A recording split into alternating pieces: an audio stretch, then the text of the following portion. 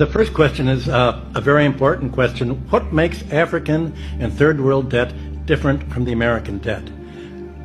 Number one, America is never going to pay its debts.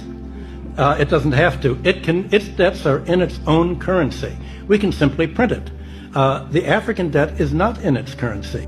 The African debt is in US dollars.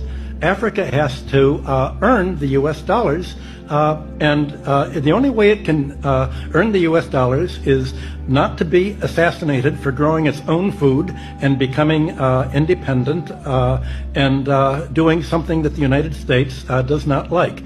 The principle underlying the foundation of the World Bank, the International Bank for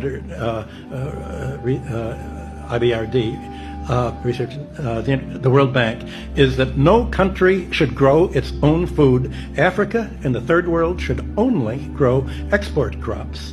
To export, in order to have an oversupply of cocoa and other tropical raw materials, to keep down the price, they must buy their grain from the United States or Europe, so that if they do something that we don't like, we can do what America tried to do to China in the 60s. We can sanction them. We can say, we're going to starve you. We're going to not export any grain to you.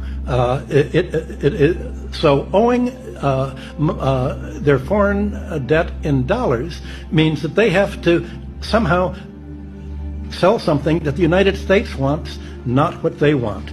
I think the most evil organizations in the world today are the World Bank and the International Monetary Fund. And my book, Super Imperialism, that I wrote in 1972, is all about that. 74, Nigeria was the third largest oil-producing nation in the world.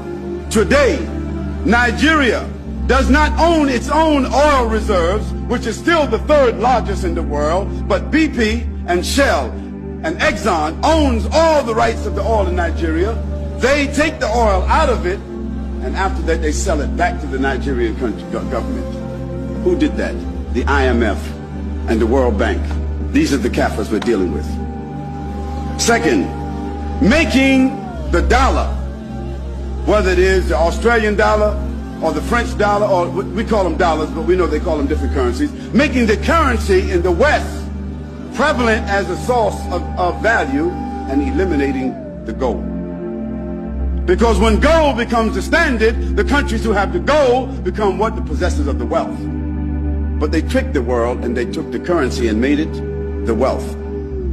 And so then they took the wealth, paper dollars, and then they took and bought the gold from those countries with paper.